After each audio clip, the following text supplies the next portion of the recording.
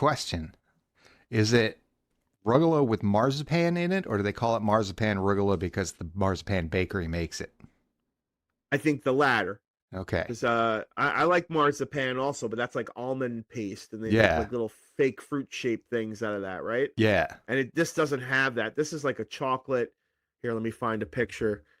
This is like a chocolate rugula, which looks like a little mini croissant. See it if you're showing it. Yeah, I'm gonna show it. I'm gonna show it. Show it. Watch Jeremy. me show it. I'm gonna show it right Show now. it and then Show it. How do I stop? Yep, that's how I stop. This is how I share. And now all of a sudden, you shall see marzipan's rugula. Whoa. Is that what That's exactly what it looks like. He puts it out in the sheet pan and everything. Wow, that is gorgeous. All right. Well, Dave, there's been Yeah. many times in my life where I've been jealous of you and what you have and what I don't have. This is one of those times. All right. Well, I'm going to see you in a couple of weeks. I'll bring you some pita and rugula. Yeah, I mean, that's awesome, except I'm on a GLP, so I won't eat it. Oh. I will. Well, I think he just hit leave instead of stop sharing. Yeah. Either that or he so strongly protested the suggestion of you giving him a all right. sugary I won't treat bring your I didn't rugula. mean to be so dramatic. I'm on a GLP and I won't eat it. Bye.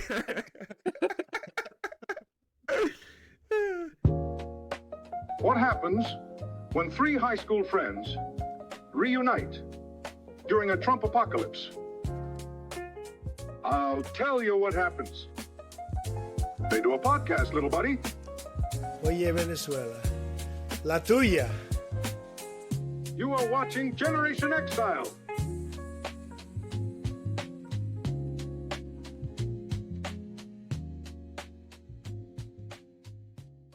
Here we are an hour in. I thought I didn't have a ton of news that I wanted to touch on. I had a wee bit of news that I wanted to make sure we talked about. I guess the big deal this week was this Afghan who shot the National Guardsman in D.C., the woman who ended up dying. And then, of course, we get the Trump response to it, which is, in my opinion, gross overreaction. Saying, all right, well, now we're not going to have we're going to freeze everyone's application process for citizenship. If they're Afghans, we're going to forbid any new Afghans from coming in. It sort of feels like he wanted to do this all along and that this was an opportunity to behave that way. Am I right? Yeah, for sure. And I got to be honest that I'm still not convinced it even happened. Like, we just live in that world now. I have no evidence for, like, I'm not going down some conspiracy. Like, I just saw the headline. I'm like, didn't happen. I don't know. It's just, well, it all seemed very strange. I don't think it didn't happen, but to your credit, the director of the FBI came out immediately after the shooting and said that everyone was dead. Like, he gave bad information. At least he got it out right away. I remember he was speaking. But he didn't dawdle before sending that information He was on the TV, and my wife was commenting that he was wearing like some sort of designer hat that he had made, that says like FBI or whatever. Like he rushed out his merch before he had the story.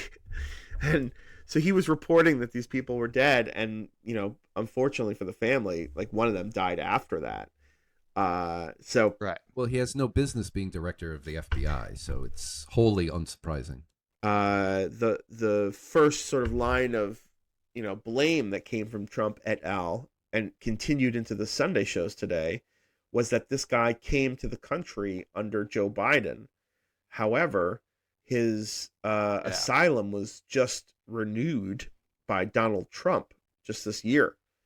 And when asked about this today on the Sunday shows, Kristi Noem sort of looked to camera. I commented that she always looks like someone at a beauty parlor, with one of those hooded, bowl things down on their head, who's like asked to switch to a different chair. Like, that's what she looks like to me. So like, there's like this like offended, soap opera kind of. Like, this is highly irregular. So she was asked directly by Welker on, I think that's Meet the Press, hey, this guy was renewed his asylum under Trump. And she said, Joe Biden. It was Joe Biden. Like, like nervously not, connecting the question to an answer. So they tried to like make a hay out of the fact that this guy came to the country. This guy worked with the CIA. He was vetted and assisting U.S. Intelligence in matters pertaining to the Afghanistanis and the Taliban.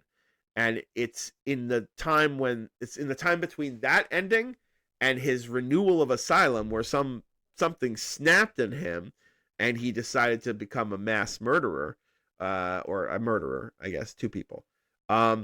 So nobody is clean on this, and nobody's dirty. It's like no one should be pointing fingers, is what I'm saying. No, and the fact that he's Afghani is kind of incidental to the fact that he shot somebody. You don't go punishing the group of people, if someone is a trans shooter, if someone is a Republican shooter, you don't go prosecuting everyone who's like them when you have an individual committing a crime. Right.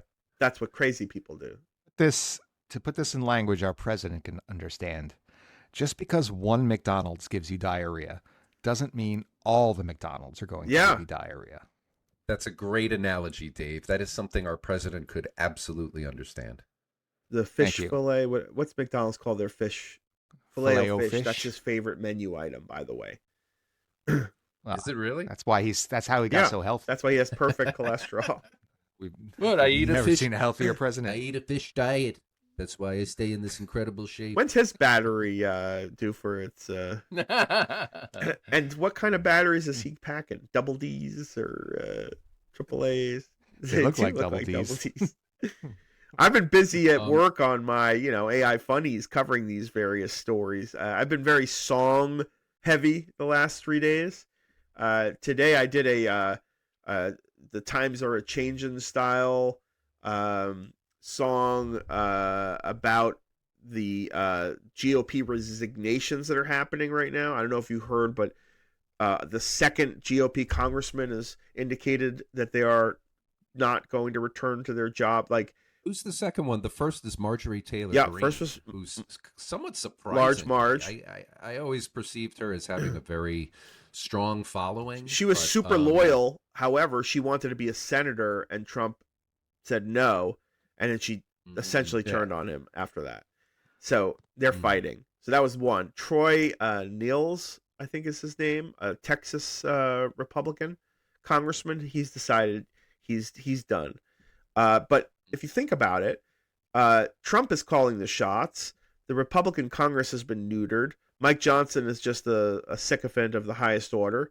So, like, if they're cutting healthcare and SNAP benefits and making deals with Qatar and Saudi Arabia, and your base is like fucking furious, you don't want to be that congressperson who has no say, no control, no power, just has to face the music back at home. Why would you want to do that job? So these guys are cashing out. Yeah. They made their money off of Trump, and then they're saying bye-bye. So I think we're 2 or 3 away from Johnson losing majority in the House. So let's watch the dominoes fall where they fall, and hope for the best.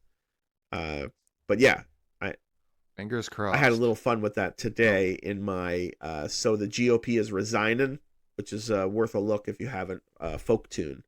Well, that's who's getting out. You know who's getting in, or at least aspiring to get into, looking to run for Congress as a Republican in Texas. Did you guys hear about this? I'm not sure. Is it Joe Rogan? No, he's someone well known for something very different than politics. Joe Rogan? It's still no, Dave. Okay. Offer Vince Shlomi, a.k.a. Vince Offer, a.k.a. the ShamWow. Oh, yeah, I saw that. Yeah. ShamWow guy. Wait, like the skinny guy? Yeah, the guy. Oh, no, sorry. That's the SlapChop guy I'm thinking of. I think that's the same guy. Hi, it's Vince with ShamWow. Hi, it's Vince with SlapChop. Yeah, it's the same guy. He's also, I was going to say, actually, later on, it's kind of a disservice to just describe him as the ShamWow guy because he is also the SlapChop guy. Now, he punched a hooker. Yeah, you're right. I was just gonna say he's a shoo-in.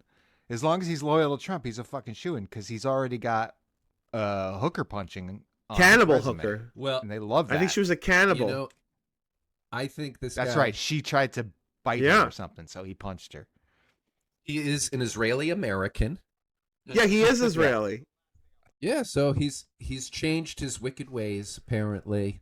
You know, that aggravated battery with a woman, that's in the past. You know, he's about making America a better place. Is he going to ShamWow the swamp?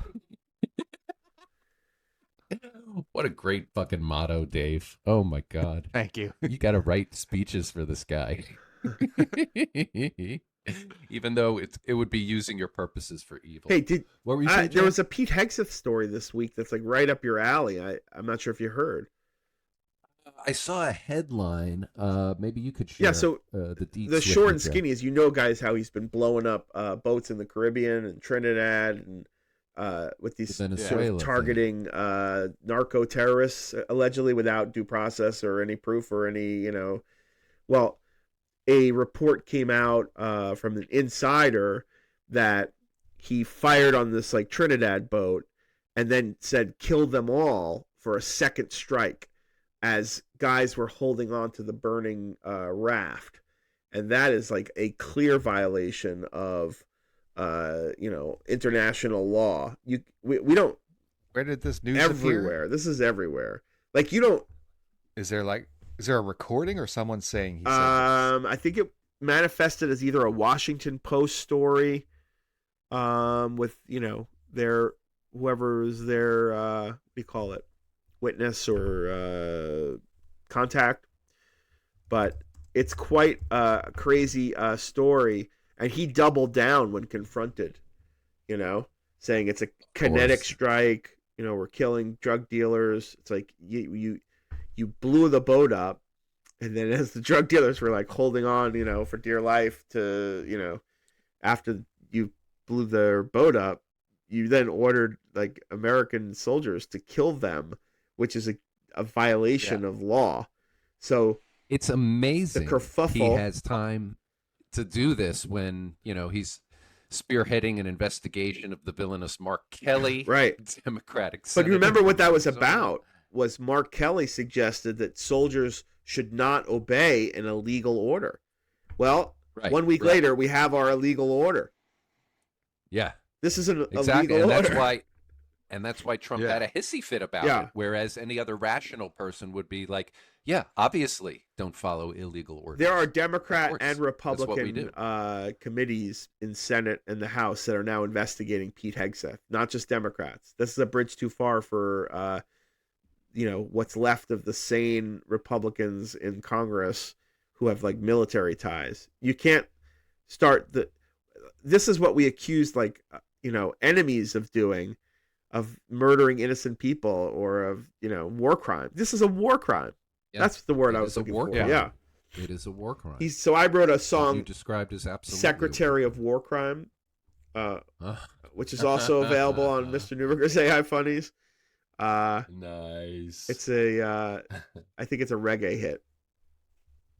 Anyway, sweet. I didn't bring that up just to tease the AI funny. I wanted you to know that story because you're a military guy. In that you like military stories. You didn't serve, so you're not a military guy. I did not serve. You're right. I do like military stories. You know what story made me think of you, Jer? I was reading recently about because I'm not on X. Twitter, I know you still are, that they changed their some kind of feature where now you can see where the person is located, and that a bunch of MAGA friendly type tweeters were called out for being located foreign in agents, very un-American places. Yeah. What do you know about this? I mean, the day that happened, where they pulled the filter off, there were several accounts that were like 500,000, 2 million followers called like MAGA, you know, MAGA cultist or MAGA this, MAGA that all of a sudden were identified as being in like Nigeria. and other places.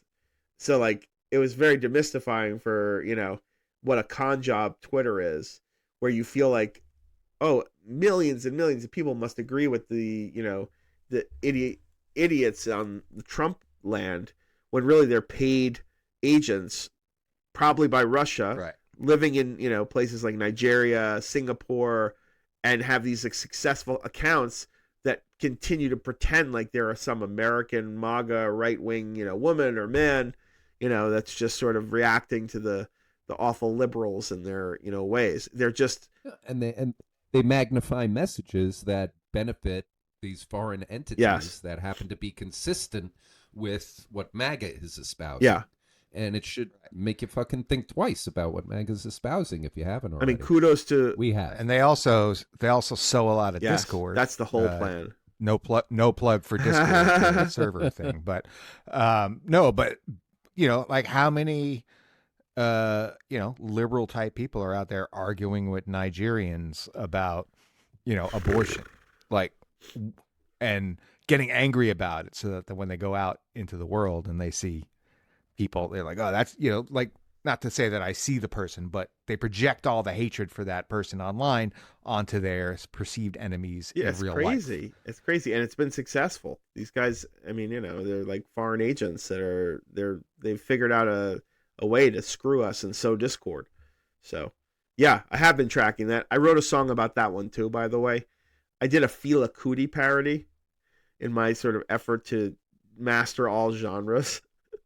That one actually sounded pretty authentic. What was it called? Can't Blame Me for Their Asylum or something like that.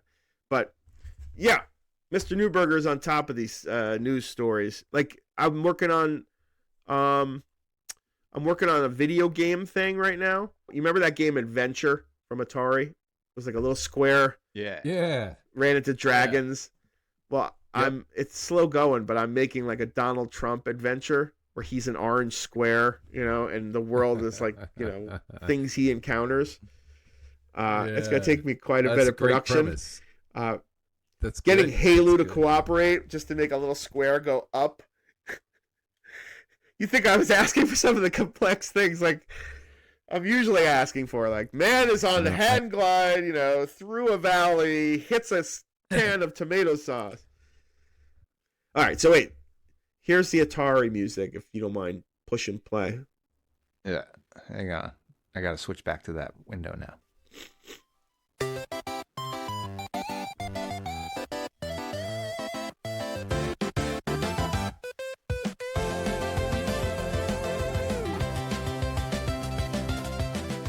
It's pretty authentic, right? Yeah. So, I mean, it's a little too high tech for Atari. Oh, yeah. Well, what I learned was you could kill that shit. It's also a little less annoying for that reason. I learned that Adventure never had music. Really? No, it had sound effects, like when you grab the key or you open the castle door. Pitfall had music. Yes. Pitfall was great. Pitfall was good. For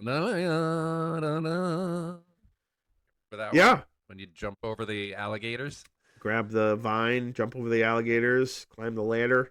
That was good shit. It was good shit. I was inspired by the video game thing because we were just talking about maybe in the Dungeons and Dragons game you were talking about Quark, Michael. Quark. I think Quark from Star Trek? No. Dave referenced Sierra games, or those games where you kind of input commands from back in the PC days. Oh, yeah. The adventure games. Yeah. Text-based adventure you games. mentioned one that I thought was called Infocom. I mentioned But Infocom. The game is not called Infocom. That's the company that made the game, I believe. Right. The game was called... It's almost a genre. Either Quark or something like that. Anyone remember? I mean, working on Zork? Yeah, Zork. Zork, yes. Was that what you were playing? Yep. All right. I think so. And I also played Hitchhiker's Guide to the Galaxy as an Infocom game. I had that one. Yeah. Planet Fall sounds very familiar. I was more into Sierra games because I think I, like Dave, had a Tandy. I think you mentioned a Tandy 1000 maybe. I got a Tandy 1000 at Radio Shack with my dad, and that came with King's Quest, which was the Sierra game, which was essentially inputting things but with a little guy rolling around. Right. This is so funny. These Infocom games. I played this game called Planetfall, and there's as I'm looking it up now, there's known for its companion character Floyd. Floyd was a robot sidekick that you picked up early on. Yeah. And he befriended you, and he helped you out and made conversation. And then there's a point in the game where he dies to save you. And I remember being very upset about spoiler this alert as a kid. Yeah, this is a spoiler alert for those of you checking out 1980s Infocom games. Alert! You know, Alarm! The day I got my Tandy 1000, we brought it back to my house on Lenny Sue Court in Dix Hills, and Joel Neuberger was helping me, connect and assemble whatever parts or pieces needed assembling. I think we had bought an extra memory card that had to be, you unscrew the little thing and you plug it into the back and you screw it. And while we were doing that, I guess I was like I was a bit of like a reckless, impatient or not careful kind of guy. I unscrewed the tiny little screw and it dropped into the little hole into the computer. The tower? Yeah. Oh, man. My dad lost his shit. Shit. Like that's like one of the few times I remember my dad ever losing his shit. Just, he was so frustrated. I must have been like so impatient, the screwdriver, like, wait, let's not rush ahead. He was probably trying to read the directions. And then the screw went inside. And like that, as an engineer, that's like the worst thing that could happen.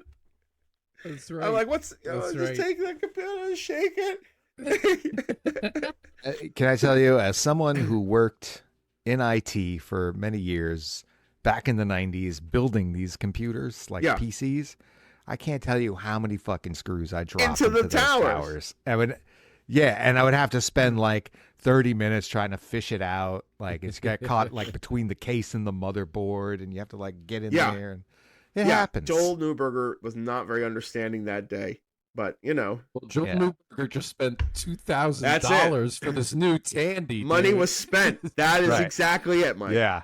He had bought me a TRS 180, which I also got at Radio Shack. There was we had the fancy Walt Whitman Mall near our houses, but there was like a shittier mall a little further on that same road. That was like the Times. Oh, the Sunrise TSS Mall. TSS Mall. Times Square. Yes. Oh, shit. I forgot about the TSS Mall. It had like 5 stores. And carpeted hallway. Yes. Do you remember It was not like you were not in the regular mall. You were in like the throwback mall. And one of the stores it had was Radio Shack, where Radio Shack, for our users who don't know this, it was not like you walked into an appliance store. It was different. It was like, imagine the Apple Genius bar, but not organized. Like, real like weirdos, like Big Bang Theory weirdos were working, in that store. It's where all the tech I miss geeks Radio worked Shack. Yeah. In the 1970s So do I, Dave. and 80s. And you would get very specialized service. Yes, you would. You would get specialized knowledge and specialized components for your various electronics or music or TV devices. And that's why Radio Shack had such an important place in our lives. Yeah. If you needed to replace wires inside your ham radio kit, Radio Shack. Yeah, they had you. And these guys were not wearing uniforms. They were dressed like Laszlo from the Real Genius that we were talking about before. Like Laszlo would have been the guy working at Radio Shack. And I mean, we bought a TRS 180. That was a computer that had a literal like tape recorder as its modem, so that I would put a tape into the tape recorder and plug it in with whatever cables, and that's how it would connect to the whatever the internet was back then. And it was a bulletin board service, the BBS. Yes. And it was like the scratchy noise, like in order to get you online. So that was my gateway computer where I learned BASIC. And then Dad said, Joel Neuberger was like, let's get a Tandy 1000. And that was like the happiest day until I dropped the screw inside. But by the way, my gateway computer was a gateway computer. Oh, well, that's smart. I had this friend, aptly named Brian, we'll call him. That was his first name. He had Brian. Yeah. He had a Texas Instrument computer. I was just trying to save you an edit. He had a Texas Instrument computer, and he was well beyond advanced than I was in computer language. I knew BASIC. I knew how to like make a program that like threw your name on the screen or asked you like what's your favorite color, and if you put yes, it would go to 300 and say fart, and if it went to no, go to 10. Right. Well, Brian was much more advanced, so he had some game or it's this program on his Texas Instrument that allowed you to create a graphic game, like a game with graphics, I should say, not a graphic game. But of course, we were like demented kids, so we designed a game that was humping on his Texas Instrument with his younger brother home, and like it was literally a male and a female, and they were intercoursing, and it was all done by like Texas Instruments computer programming, Creative. whatever language Very that clever. was. So I've always been getting it done, by the way. It's how as soon as there's a new technology, someone will use it for pornographic purposes. That's the first. I had back in 1982. I had an Apple II Plus. Oh, nice.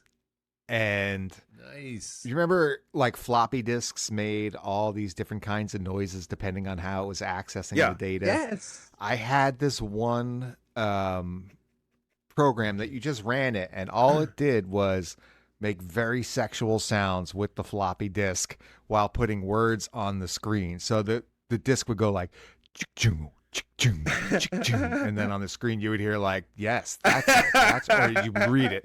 You wouldn't hear it. You would read it. That's it. That's right. That's it. And then it would be like,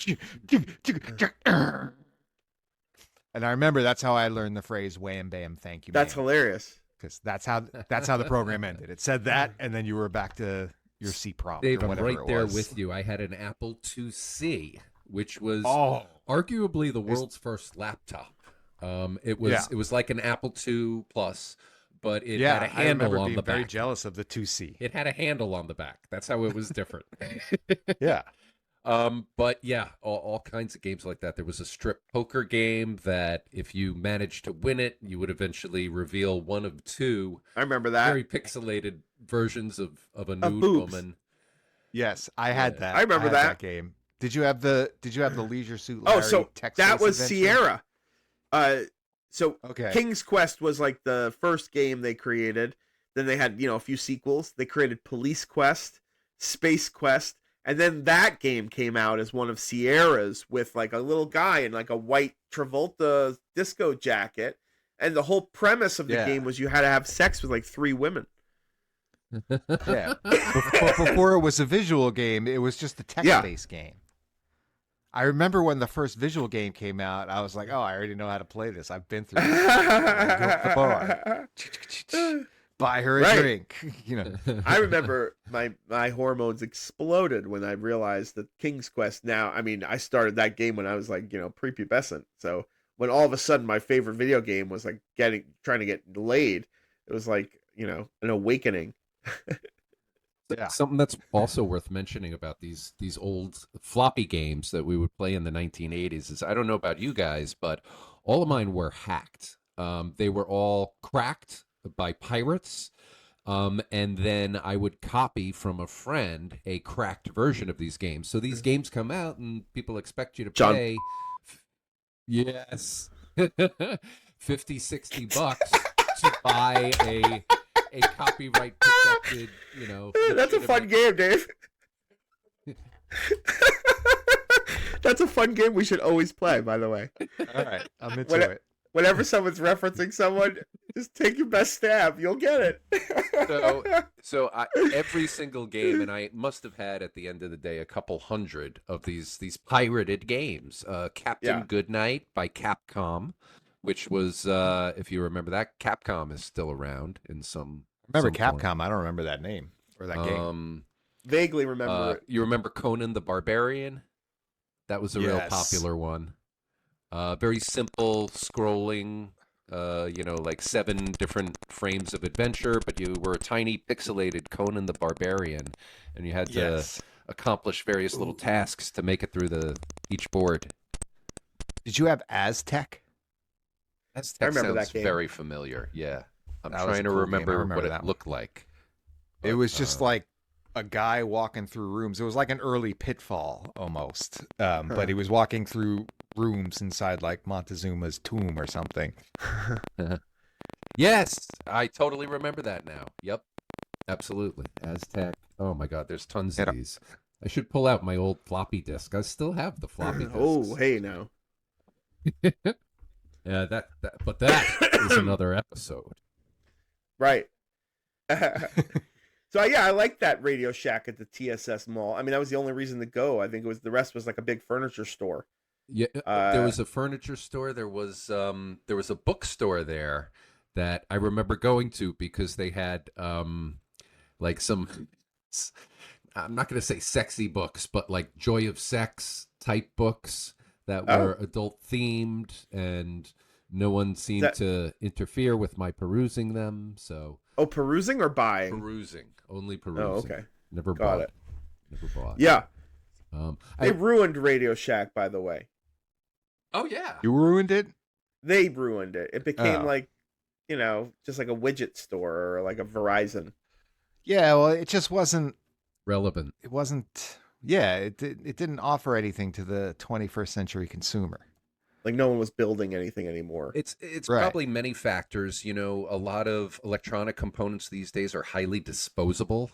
Like if your DVD player breaks, if your TV breaks, chances are you're getting a new one. You're not going to go and have it fixed. So Right. Yeah, I mean everything's all on integrated circuits. It's not like you're swapping, cathode ray tubes out. the strength of Radio Shack's Yeah. offering was its depth of catalog. And its specificity. And once the internet came along and now you can get a specialized part or item or a capacitor online for 39 cents from China, it's game over. The strength of Radio Shack's offering was its depth of Catalog. capacity. Catalog. Sorry. That's a great quote, Mike. Oh, thank you. That's Wait, what's going on? Yes. Radio Shack returns to the U.S. as product brand. They're slapping the Radio Shack name on to electronics products and selling them at brick and mortar stores. Is that true? Yeah. Jesus. the name is worth more than the store. Because people like us have fond reminiscences that we're still Yeah, that's talking true. about in 2025. Yeah, like Do you remember I'm gonna that movie, get those Radio Shack batteries. Cloak and Dagger? Yeah, with Yes. Henry Thomas. Yes. Dabney Coleman. Yeah. But that was like another one of these like Radio Shack style stores where he goes in with his like Atari cartridge that has like an encoded secret on it. Didn't Radio Shack like fund that movie or something? I don't know, did it? But I don't know. they kill that guy. Like it was like very traumatic as a kid. Didn't like the Atari helper guy get murdered by the bad guys who are It wasn't the guy who was in War Games shouting Mr. Potato Head, Mr. Potato Head, was it? the one from Northern Exposure, that guy? Oh, wait a minute. Mr. Potato Head. Mr. Potato Head. Who was that guy? I only remember him from War Games, but I think he played that same role in another movie. Like just oh my God. 1 second. We need to hear that immediately. Jim, how do I get into that system? I want to play Can you those hear? games. You're not able to see any of that stuff. That system probably This is a great contains movie, by data the way. encryption algorithms. I love You'll this never movie. get in there. Hey, I don't believe that any system is totally secure. I bet you Jim could get in. Yeah, I bet you he couldn't. I bet you he could. Well, you'll never get in through the frontline security, but you might look for a back door. I can't believe it, Jim. That girl's standing over there listening and you're telling her about our back doors? Mr. Potato Head. Mr. Potato Head? Back doors are not secrets. Yeah, but Jim, you're giving away all our best tricks. What trick? That's a real earworm from the past, by the way. Yeah. Totally. What's that guy's name, the Potato Head. nerdy dude? He shows up in a couple of classic films. 1941. What's the Spielberg World War II movie? 41. Yeah. And he has a great line in yeah. in that one too. It's about like, does anyone want a grapefruit? Like that guy just had memorable lines. He played himself, an animated version of himself in Polar Express. What's the actor's name? It's like something Dietz or something like that. No idea.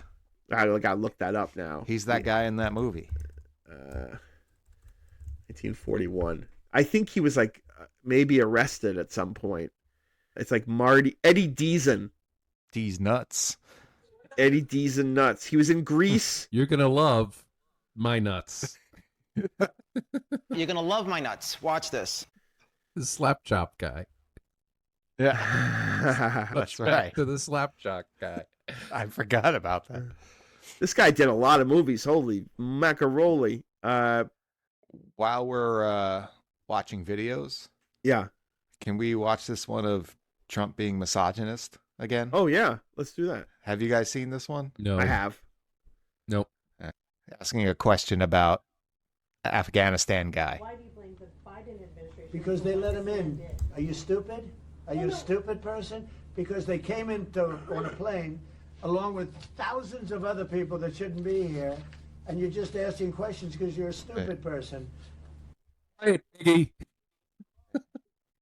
There you go. That's think what I wanted to nothing share. tops Quiet Piggy. I mean, No, nothing. That's going to be Syllables. his magnum opus. But Quiet Piggy shuts you down and insult you in the crudest way possible. So Maury Chaykin, the actor who played Jim in WarGames that we just watched, was not in Cloak and Dagger. Oh no! Just to clarify. But interesting fact: Dabney Coleman, who is the star of Cloak and Dagger, was in WarGames. If that's any that's true. consolation. Yeah. So they're all connected. Now I don't know who the guy was in Cloak and Dagger. I'll have to do some deeper diving. But yeah. All right. Back to Trump. Quiet Piggy. Yeah. Michael and I were having a conversation. Trump is on a roll with the female reporters. This is the third, I think. Yeah, there was the Quiet Piggy. There was the "You're a terrible reporter and you're a terrible person," and now are you a stupid person? Well, how is he There going to was there was an ugly person Oh, in that's there. good. You're an ugly. But it was probably Yeah. a woman, right? I don't know. All if he were knows, women. Yeah, I don't know if Yeah. he knows how to insult men. Unless they're disabled. Then he's cool. But even then, not to their face. Right, because that could have consequences. Yeah. He's really going through like the worst part of dementia / rotting that a human goes through, I think. Yeah, just- no, I think that's part of it for sure. It's like nursing home, when like you visit like someone's parent or your own parent is in the nursing home and they're like losing their like ability to be nice and understanding, and they I just say visit a lot of people's parents in nursing homes, and they're all assholes. They're all assholes, especially the Jews. Just say to him, "Quiet, Piggy." It's easy. So yeah, he's having like a misogyny renaissance, and like he used the word retard just this week as well. Oh, did he? Yeah, he called. I just clicked my mouth. He just called someone retarded. Gosh, everything is really reachable by Google, but I have just too many browsers open. Trump retarded. You're on it. Oh yeah, Tim Walz. So he called Tim Walz retarded. Seriously retarded governor of Minnesota. Oh, it was a truth? In a recent social media post on Thanksgiving. Yes. So he didn't say it out loud. Right. What a fag. Sorry. It got the ire of a Republican congressman who usually never say negative things about Trump, who has a Down syndrome child, who took great offense to the R word rolling out of Trump's mouth. That's fair. He can only damage his own party with his shenanigans. Eventually, no matter what your flavor, you're going to have to be offended by something Trump does. Yes. And your willingness to forgive him for it is, I guess, your downfall. Yeah. Yeah. Right? Yeah. Like after Trump dies, there's going to be a reckoning of who just sort of went with his, his stuff. all these years. Yep. Without holding him accountable, without calling him out for the racist, misogynist, homophobic, ableist, all the self-dealing, the family business. It's one would hope that an accountability is coming, but those of us who had our expectations queued up felt like Charlie Brown with Lucy pulling the football away. Yeah. And what was this week? They finally dropped the Georgia case against him, right? Find me 11,700 votes. No, we're not going to prosecute that. Okay. That seems more like a federal thing than a state thing. We'll forgive and forget. I wonder, will we on feel both sides. Trump will never, we've talked about this before, but he'll never get his comeuppance because he's going to croak before it's time for any, comeuppance. But will we feel some sense of satisfaction when like a Pete Hegseth is like, tried at The Hague, or like a, at the Hague Christy Noam at the Hague Seth. That's good, Mike. Will we, feel like at least some justification that like, the enablers are going to go to jail? Will that be sufficient? Or are we never going to see any justice? They're going to control the country. It depends on how far the pendulum swings in the direction that we aspire to see it swing in. Perhaps not as hard as it might. Sometimes there's an overreaction, and maybe Trump's family will be persecuted. Maybe everyone who he associated with will be. I hope it doesn't go that far. I mean, to some extent, you have to kind of let it go. We didn't prosecute Nixon, and I think there's an extent to which dragging things out. That's why the that stripper case was so right in principle, because yes, he did break the law, and yes, he should be called to account on it, but it made it seem like that was the left's biggest complaint with Donald Trump, and that was the biggest dirt that they legally had on him. Yeah. Right. When, there was the whole everything else.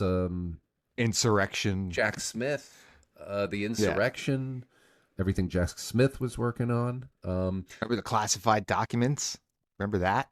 I remember. The Mar-a-Lago horde. And at least, though, we saw Comey and Letitia James cases dropped. That was news since we last talked. It was sort of a vindication to see the court finally, check the president's power at one place, at one time, and say, this prosecutor was not appropriately appointed, and both of these prosecutions are fucked without prejudice, which means they can be brought back, which I thought was funny.